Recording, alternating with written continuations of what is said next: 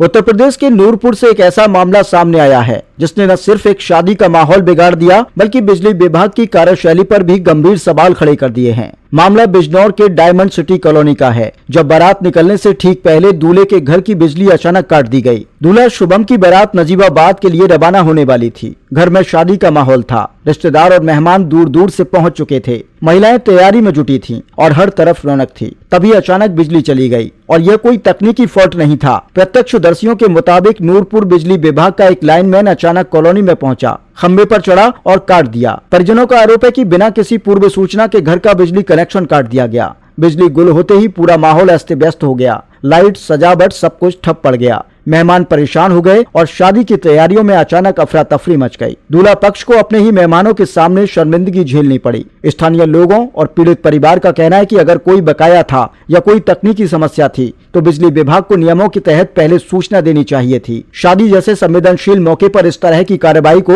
उन्होंने पूरी तरह असंवेदनशील और गैर जिम्मेदाराना बताया है। परिवार का आरोप है कि विभागीय कर्मचारी ने हालात की गंभीरता को बिल्कुल नहीं समझा। इस एक फैसले ने दूल्हा शुभम चौहान और उसके परिवार की सामाजिक प्रतिष्ठा को ठेस पहुंचाई। घटना के बाद पूरी कॉलोनी में बिजली विभाग के खिलाफ भारी रोष भी देखने को मिला। अब पीड़ित परिवार और स्थानीय नागरिकों ने प्रशासन और बिजली विभाग के उच्च अधिकारियों से इस मामले की निष्पक्ष और उच्च स्तरीय जांच की मांग की है। क्या नाम है आपका? मेरा नाम सोम कुमार है। सोम भाई, आज ये आपके जो घर की लाइट कटी है, क्या पूरा मामला?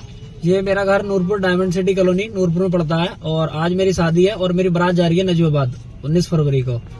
और 2-3 लोग आए और कॉलोनी के कुछ जैसे विचित्र नाम है और 2-3 अन्य पर्सन थे। वो लोग कहते हैं कि आगे आपका कनेक्शन कटेगा, जिसमें से लाइनमैन साहब भी थे। उन्होंने कहा कि आपका मीटर कटेगा और मेरे हाथ में एक लेटर थमा दिया, जबकि मैं बारात लेके जाने के लिए घर के बाहर बिल्कुल रेडी खड़ा था। और इस तरीके का प्रकरण हुआ है बिना किसी इन्फॉर्मेशन के और ये घटना को आज इन्होंने अंजाम दिया है। और इसके मैंने बिजली का बिल भी जमा कर रखा है प्रॉपर और सारे डॉक्यूमेंट्स मेरे सब कुछ ऑनलाइन वगैरह है, मीटर है, केबल बंधा हुआ है, सब कुछ है, पूरी फैसिलिटी है। क्या आपने बिजली वालों से कहा था कि हमें 1-2 दिन का टाइम दे दीजिए जब मेरी शादी? बिजली वाले से मैंने लैंडमैन से बात हुई कि 1-2 दिन बाद बात कर लेते हैं इस मैटर पे, जो भी बात है आपको क्या समस्या है। लेकिन उन्होंने कहा कि नहीं, अभी कॉलोनी के जो एक कॉलोनाइजर बताए जा रहे हैं, विचित्र नाम के व्यक्ति, वो कह रहे हैं कि इसको कनेक्शन को अभी काट दिया जाए।